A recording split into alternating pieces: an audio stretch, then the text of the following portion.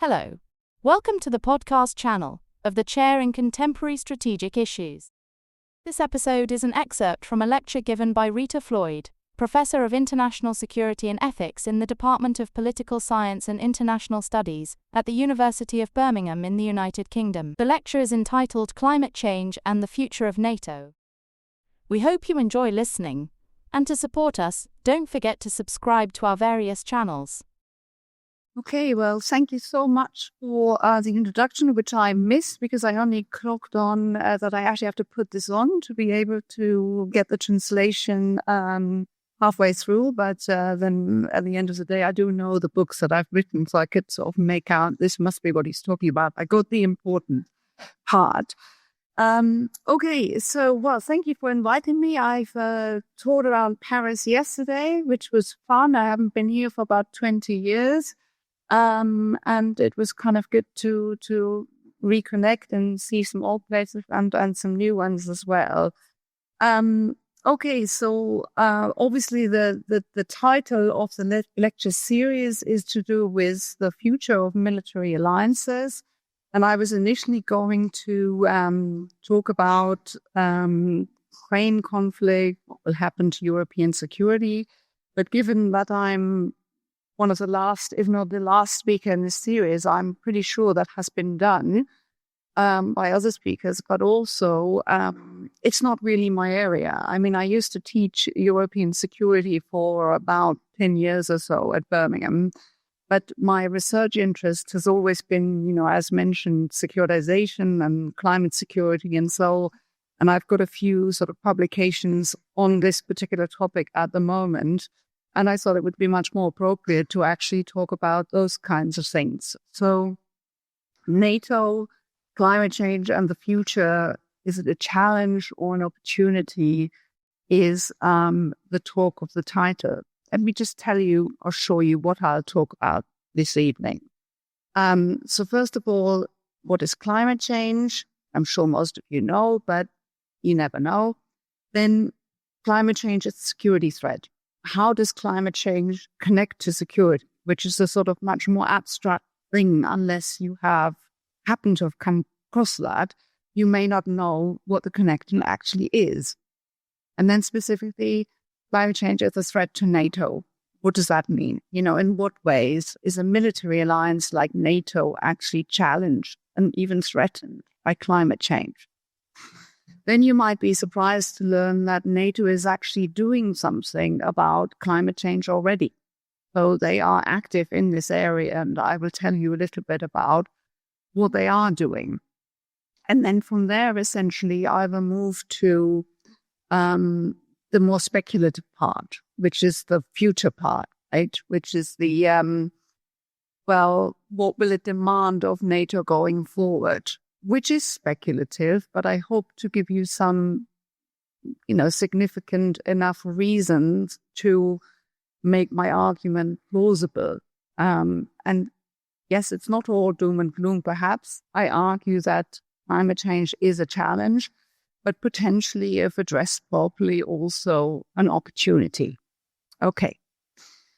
So climate change, obviously, we do know what it is. It is actually a natural phenomenon. Without climate, without global warming, I think this planet would be pretty uninhabitable. But actually, the way that climate change or that global warming rather works makes our planet nice and warm insofar as the carbon emissions of the planet get trapped by the atmosphere.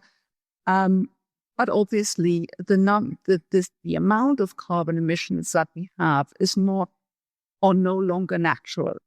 Produced by humans, we know that, largely through our behaviors, through the burning of fossil fuels.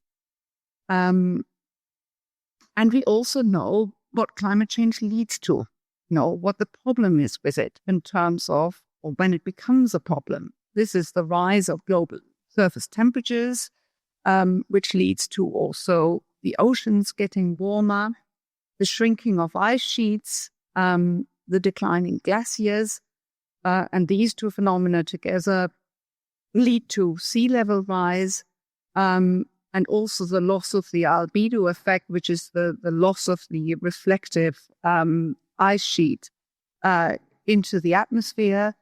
And then, of course, extreme weather events that are increasing in frequency and that are getting more extreme. And we've seen that in Europe, with the wildfires. We've seen it in many areas with flooding.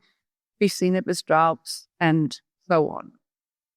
So whether we like it or not, climate change is actually a real threat. And it is a real threat regardless of whether we frame it as such. So regardless of whether we, as politicians or as just the general public, consider this a threat to security, there are no two ways around it.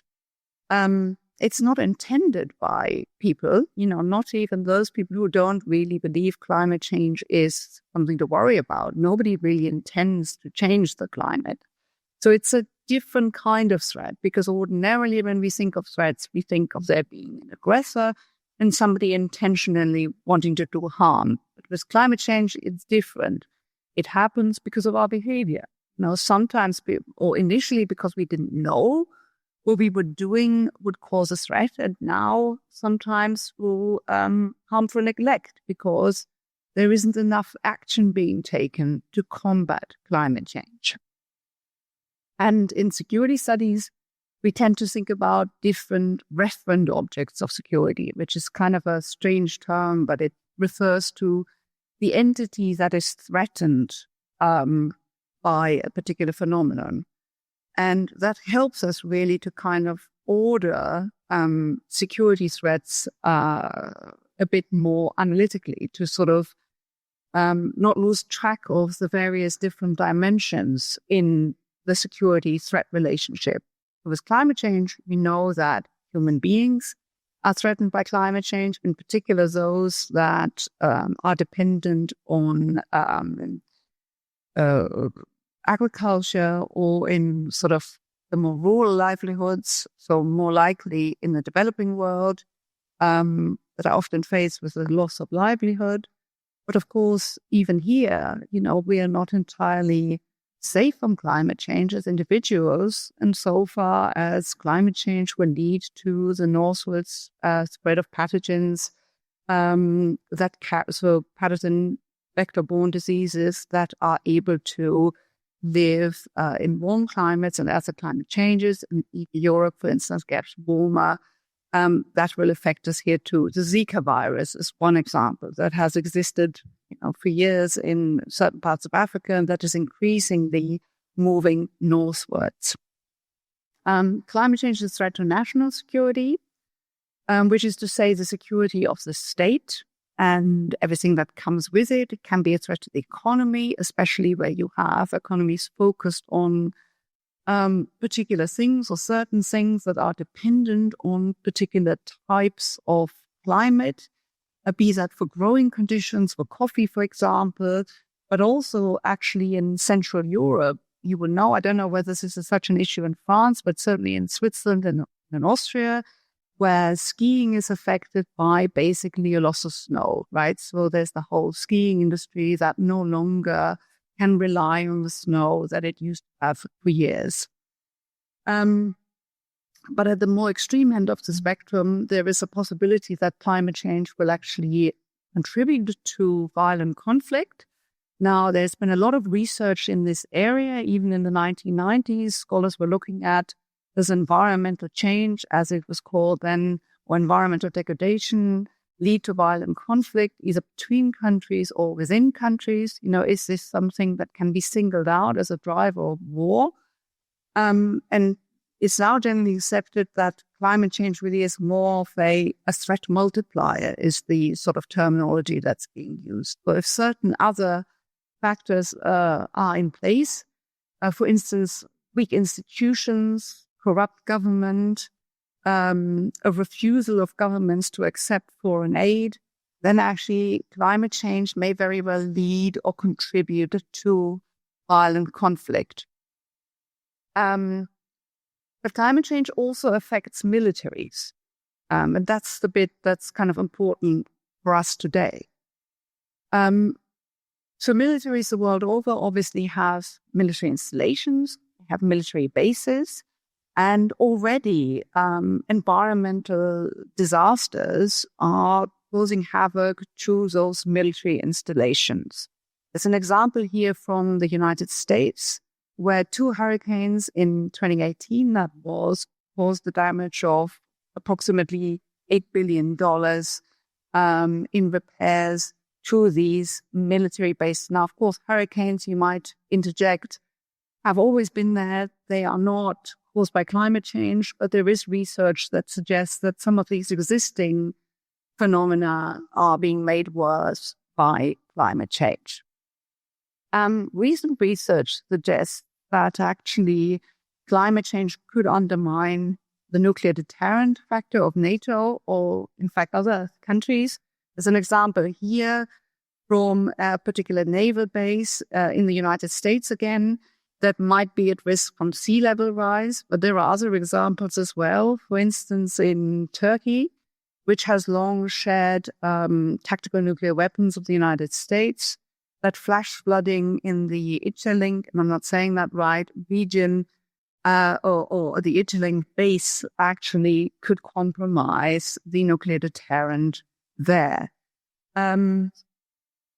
There's also the effect of climate change on the ability to train and fight of the armed forces. In the Iraq War already, temperatures in excess of 50 degrees Celsius made it basically impossible for some of the military personnel deployed there to do their job. And as the extreme weather increases, this is more and more so the case. In NATO's case, they have a mission KFOR, I think it's in Kosovo, where the number of, I think they call them red alarm or something days, whereby the temperature exceeds a particular safe allowance of temperature degrees, effectively goes up every single year. But the increase in temperature also affects military hardware insofar as helicopters, which is why I've got a picture of a helicopter here, makes it increasingly hard for helicopters to lift off because of the density of the hotter air, which changes and then makes it actually harder for helicopters to fly, or if they can fly, for them to be able to be loaded with less weight. So it actually has a direct, tangible effect on military operations. Apart from that, environmental disasters contributed or made worse by climate change also are a major distraction for the armed forces. They are very good at helping out with environmental disasters. They're usually the ones that are being called on because they are the only ones really meaningfully capable to provide aid.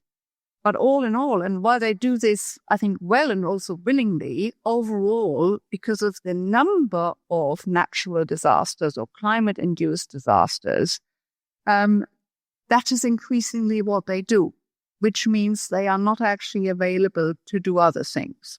And some of the military are very much concerned about what does this mean for their ability to actually provide national security when they are busy with the disaster relief missions. Okay, so turning now to NATO. So after everything I've said already, you'll probably not be surprised that climate change is actually a thing in NATO. NATO publishes a strategic concept every 10 years or so. The last one was published in 2022. It's a sort of political document. It's a document a bit like a national security strategy, if you like, where they sort of set forth, this is what we're going to do, what we're going to focus on. This is the thing that gives us direction over the next decade or so. And in that 2022 strategic concept, they say, and I quote, climate change is a defining challenge of our time with a profound impact on Allied security. And it also says that NATO should become the leading international organization when it comes to understanding and adapting to the impact of climate change on security.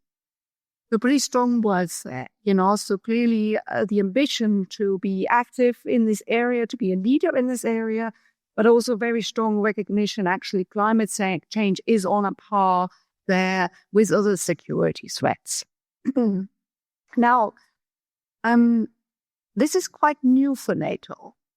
Other militaries, for instance, maybe surprising to hear for you, the United States Department of Defense, they've been quite active in this area for a long time.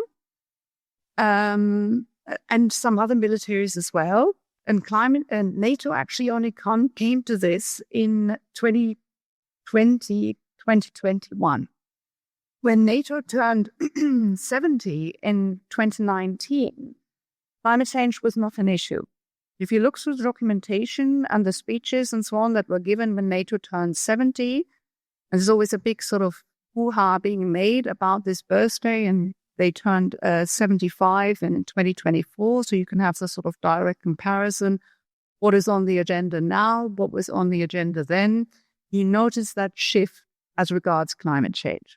Then there is an obvious question, where does this actually come from?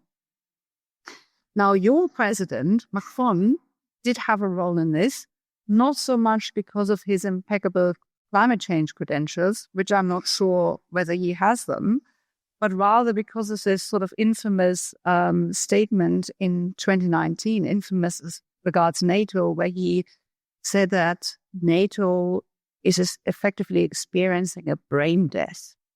I don't know to what extent that was reported here, but in Britain, that was a big thing. That was everywhere for a while. And I think because it sort of touched a nerve, is what we say in Britain. And there was some sort of element to thinking, my God, is this true? But also, of course, denialism, it isn't true. We know what we stand for. But what it led to was that it wasn't the NATO 2030 initiative, which was a root and branch initiative whereby effectively NATO countries asked Jens Stoltenberg, who was the Secretary General at the time, to come up with an agenda, what NATO means, a sort of forward-looking reflection, how NATO could be made stronger going forward. What kind of NATO do we want for the future? And sure enough, in 2020 and 2021, I think 2021 was the crucial year for this, NATO launched this 2030 agenda. And one of the issues on the agenda there was climate change. Now, personally, I think that Stoltenberg was a major initiator of this. That was not so much Macron, it was Stoltenberg, who had actually been a UN envoy on climate change prior to taking up the role in NATO. And initially, even I think was doubtful about whether he should become Secretary General of NATO because climate change was a non-issue for the alliance. In fact, it was an issue that he knew divided the alliance and was not something that he could meaningfully push. So we might say he sort of bided his time until the moment was right to push forward this agenda. But saying that, of course, that was only possible with a White House that was on board with, generally speaking, all of the allies actually susceptible to this message of climate change. So in 2021, NATO then introduced the Climate Change Action Plan, and this has 4 components. One is raising awareness among allies of climate change, though clearly, the recognition, more work needs to be done still. Everybody needs to be on board with this message. Adapting to a climate changed world in all areas, including planning, installations, and training, to actually realize what are the effects that climate change has on NATO operations and what can we do about it. Then mitigation, including most importantly, the greening of defense, they call it, and also the cutting of emissions. And outreach, including cooperating with non-NATO members, but also with civil society, learning from them, and in turn, them perhaps learning also from NATO. And there are four key mechanisms that effectively are bound up with this. So each year now, since that time, the Secretary General publishes a climate change and security impact assessment report. This is this awareness dimension, effectively, whereby, it's laid out in some detail the effect that climate change has on NATO, including case studies, and what NATO is trying to do about it. Then they publish a compendium on best practice. This is the adaptation part. It's a less interesting document, I guess, for the layperson. It's effectively where they list examples of specific military installations and bases in different countries and show what individual base commanders, etc., have done. So it's best practice means how can other base commanders, etc., learn from what has been done elsewhere. So that's what it's trying to do, to collate that evidence. And then in NATO, of course, they are aware that if they want to cut greenhouse gas emissions, and they need to actually know how much they are emitting now. So they've developed this sort of tool, a methodology, they call it, for mapping greenhouse gas emissions so that they are able to say what tangible difference they've made, that they realize from what is their starting point and where do they want to end up. And then the biggest outreach in this initiative is the Climate Change and Security Center, which is a NATO Center for Excellence. NATO has quite a few of those. This is one of the newest ones. It's in Montreal, in Canada, where it opened, I think, a couple of years ago. And they try and basically heighten the profile of climate change in NATO. Is this enough? Well, no. I mean, it depends who you ask, of course, but it's obviously not enough, because to have meaningful change, much of this can't just be at the political level, but it needs to trickle down much more. And so far, that hasn't really happened. The ambition is there, but at the moment, it remains more of an ambition to do something rather than a meaningful change. And of course, it's also waylaid by some of the recent events, including the war in Ukraine. But it is a start. So, if we want to remain more positive, that was the note given earlier, it definitely is a start. So let's turn to the important bit. Where to from here? This is a sort of the future bit, the speculative bit, the thing that hasn't happened yet, but some of it has. As you know, there is a new president in the White House, an orange man in a White House. We know that he does not like climate change very much. We know we can't make very many reliable predictions about what Donald Trump will do.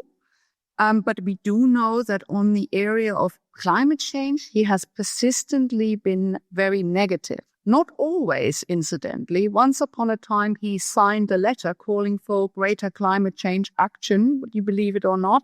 But that was clearly a one-off or a blip. One of the messages during the election was this drill, baby, drill, that actually drilling for fossil fuels, using fossil fuels. And also he has already undertaken action that points in a specific direction, including cutting funding towards Joe Biden's Inflation Reduction Act. And also, I believe he's withdrawn the United States from the Paris Treaty. So we're going with Donald Trump into one direction only on this particular issue. The other thing, and I already briefly alluded to it, is the return of great power conflict. So suddenly, whereas in 2019, I think I said that President Macron hit a nerve with his asking whether NATO is brain dead. Nowadays, NATO is very important, at least to the Europeans. But it is important because of the war in Ukraine and because we find ourselves in a Cold War-like situation. So in some sense, that is quite positive for NATO because it makes NATO important. But on the other hand, of course, it also has the ability to sideline all of these other issues. We will talk about climate change when we have a war on Europe's doorstep and we don't know where this is going to end. We also have a new Secretary General of NATO, Mark Rutte, who I believe is in the climate change camp, meaning he's aware of it. He was Prime Minister of the Netherlands for 4 times, I believe, where he had quite stringent climate policies. We also tend to think of the Dutch as being especially climate conscious, given of where they live and how they live on effectively land that is reclaimed from the sea. But ultimately, we don't know what we will prioritize. We've certainly lost the person in NATO who did prioritize this area very strongly. Now moving to the more positive. Well, it's not really positive, but in a sense of positive for keeping the issue on the agenda. That's what I mean. Is the fact that climate change is increasingly real. 2023 was the hottest year on record. This March that we are still in is the hottest March in Britain. I don't know about here. The weather tends to be better here, I think, than in Britain. But in the UK, I think it's the hottest March since 2019. We're all aware, that the temperatures are going up. The trend in natural disasters is also just going one way, as you can see from this graph. And I have this as a graph. It's the Australian Defence Force, which I probably shouldn't have shown here because obviously I'm talking about NATO. But this is pretty much indicative of all militaries, the amount of work that they are doing as regards deployment to natural disasters. That they spend more and more time on these issues as opposed to anything else. So the way I see it is we have kind of 2 sides flashing. On the one hand, the red arrow, the other one was meant to be green. I don't know why it's orange. It was meant to be green. So on the one hand, we have kind of denial that climate change is a thing, that it's real, that we should act on it. We have the willingness to drill and to use fossil fuels. We have the rise of the global right, as some people call it, all of which I think are pretty much united on the sort of climate change denialism, but also, or not, if it's not denialism, then certainly that something should be done about the issue. And who are also, some of them at least, are involved with sort of spreading climate disinformation. And of course, we've got great power conflict. So these are the sort of forces that are pushing against a future for climate security in NATO. On the other side, then, we have, I think, the disasters that we're all seeing, the climate-induced disasters, the costs that come from this, not only costs to human life, but also the sort of financial costs. In general, I think the visibility of climate change and public opinion. I'll say a little bit more about public opinion in just a second. So then the future. This is what actually no analyst, no scholar wants to do, give a prediction about the future. But here we go anyway. So I think that if climate change is a threat to international security on a par with war, then it seems to me that carbon-intense warfighting will increasingly become less of an option for NATO, meaning that it will increasingly be either unethical to fight carbon-intense wars or actually potentially unlawful. Now, you might think, how do I come to that? Is this sort of normative idealism speaking? Not really. I mean, it's more, I think I have some evidence that points towards this being the way forward. How do I come to that? You can see this quote here, first of all, that military conflict is a significant driver of climate change, and then mention of the Russian war's aggression. That comes from NATO's most recent climate security impact assessment, where they go through at length and 30 pages or so to the impact of climate change on the military, but then in the very last pages effectively turn it around and say, actually, one of the major drivers of climate change is what we do, is the business of fighting wars and preparing for war. So there is a sort of willingness to actually accept responsibility for some of this. And NATO is not alone. You might have seen in the newspapers, or when you see it, next time you see it, you will probably remember this talk that some of the prominent mainstream newspapers, certainly in the UK, but also in Germany and in other places, are now charting the climate costs of the war in Ukraine, and also of the war in Gaza.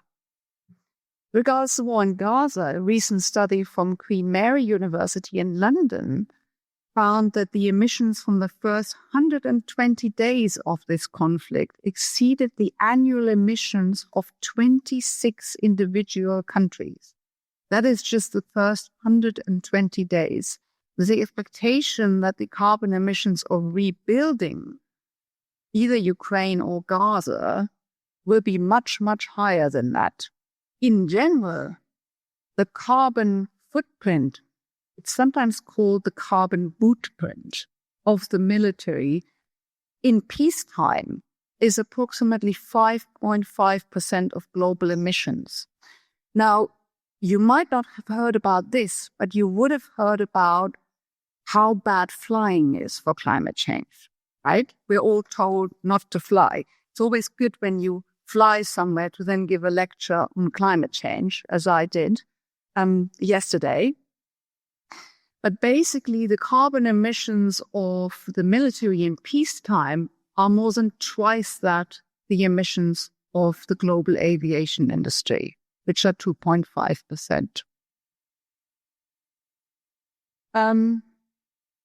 I think that as the future for NATO and other alliances, I'm using NATO really as a proxy to talk about militaries in general. I think what will happen is that as climate change increases, carbon emissions will eventually come to feature in the proportionality calculations of going to war. So what I mean by that is that in the decision to go to war, I think that calculations will be made of whether the carbon expenditure of the war causes more harm than the harm is prevented by fighting that war. So on what grounds do I make that claim? So there's three things I'd like to point out. First of all, the laws of war already have prohibitions against attacking the environment.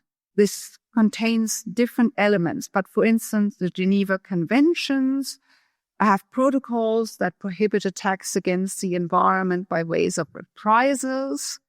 The Rome Statute has established the International Criminal Court. And that makes it a war crime to damage the environment in violation of the principle of proportionality. And we also have prohibitions against destroying agricultural land and drinking water installations and so on. In general, also environmental warfare, whereby the environment is destroyed for military gain, is, at least in the way it was done with Agent Orange and so on, with this picture here, is prohibited. So the laws of war, in other words, already contain some of this or point into this direction, but also they are changeable with events. Then the second factor is global public opinion. There was a study done by UNDP, which is the United Nations Development Program. They surveyed 73,000 people worldwide on their views on climate change, and they found that actually 80% of the people surveyed, which is 4 out of 5, want their governments to take stronger action to tackle climate change. And then even more, 86% want to see their countries set aside geopolitical differences and work together on climate change. So there seems to be a willingness among the general public to actually do something about climate change.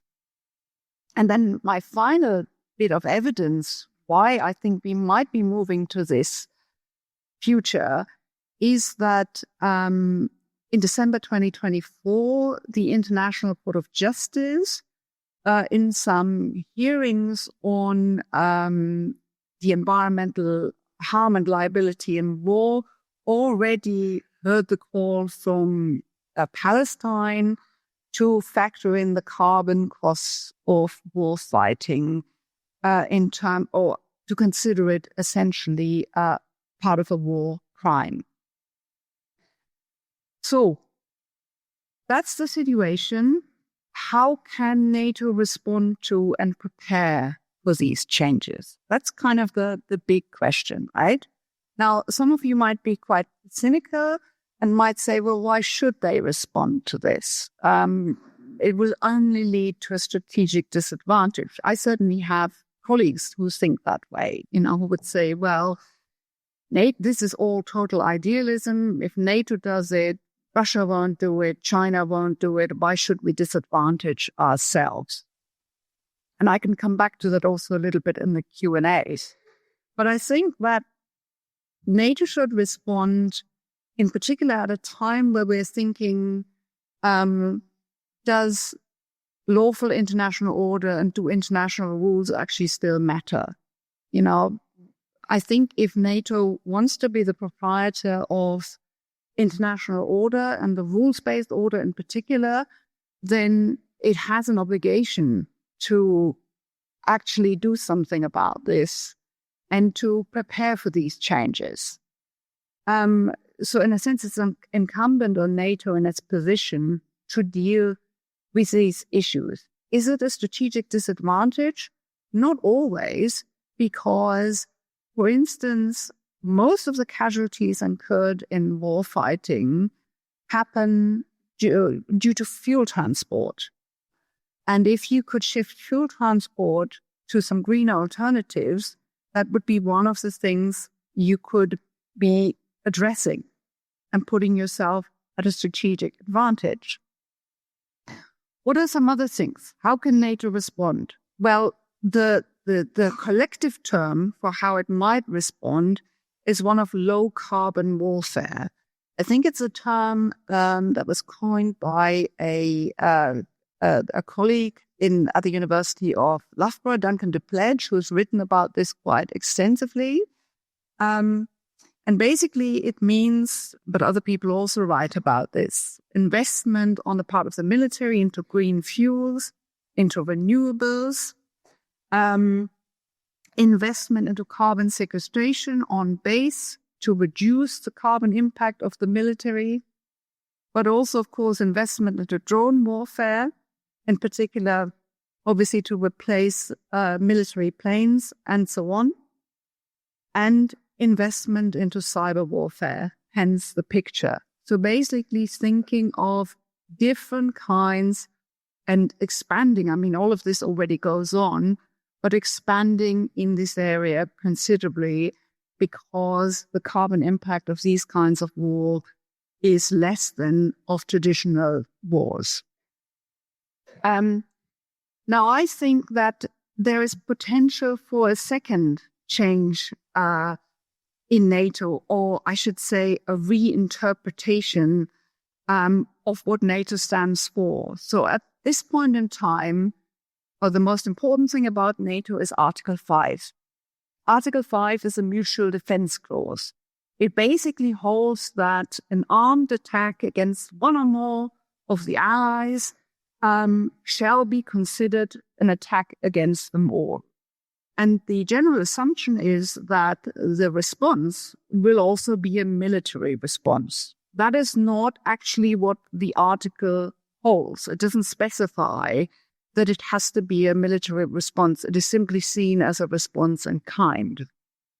Now, I think we know now that climate change will bring with it new kinds of threats. Not all of them are armed. Quite a very few of them. I mean, it's still possible, of course, that you have an armed attack, for instance, against geoengineering facilities. But unarmed attack or attack, like a cyber attack or something, also is possible. And so are, of course, all the, as I call them here, unnatural disasters. So we can say that climate change kind of demands, brings new threats, but it also at the same time demands really a low carbon response. So it demands response not with armed attack, which as we now know is carbon intense, but another kind of response, something that is below that threshold. And actually it quite potentially demands a sort of greater attention towards the prevention of war, to act earlier, to not let it come to a Ukraine, for instance. Ukraine, of course, is outside of Article 5 because Ukraine is not in NATO, but it is just an example. I think this is possible because Article 5 in the armed attack and armed response form is already reinterpreted, especially once NATO included cyber or the cyber domain as one of the domains for Article 5. Because it never specified that the response would be an armed response. And obviously the attack would also be a cyber attack rather than a conventional armed response. So there's definitely scope for a reinterpretation of Article 5. But the question is that good or is that bad? Is that going to harm European and transatlantic security? So there's two ways, again, it's never straightforward in this business, but we can say, well, it could be negative because ultimately deterrence in NATO really lies in the credible threat of collective defense. It doesn't come from actually acting on Article 5. In all of NATO's 75-year existence, Article 5 is only invoked once. That was after 9/11. So generally, the article is not used, but it is the threat of that collective response that makes NATO strong. But there is a way of thinking about it differently. It could be positive because, as I said, NATO would act earlier. It could therefore prevent conflict, but also all of this could strengthen NATO politically. It could give it a sort of certain direction that, as this, you see this picture here that I include on my brain desk, it could actually enable NATO to move away from being a defense alliance, but to actually become more of a security alliance. Okay, this brings me almost to the end. Just a brief summary. So what have we learned? Well, we've seen that climate change poses a significant threat to NATO. and to actually all military alliances. It affects how they fight. It affects their ability to train. It changes potentially the number of conflicts that there are. It affects their military hardware. And I don't think this issue is going to go away. It will only become more prominent. And I think that a sort of global carbon consciousness will ultimately press for the inclusion of carbon emission into the morality of war, but ultimately also into the laws of war. That's a challenge then for NATO. Of course it is. It's a challenge for all militaries. But if we know that now, it is also, in a sense, an opportunity, to act now, to take a lead on this and to liaise also with other militaries and get the message out there. So in a sense, we need to see it ultimately as an opportunity, because it's never good to end on something being an insurmountable challenge. Obviously, we made these problems. We can address them and hopefully unmake them. Okay, that brings me to the end. Thank you for listening.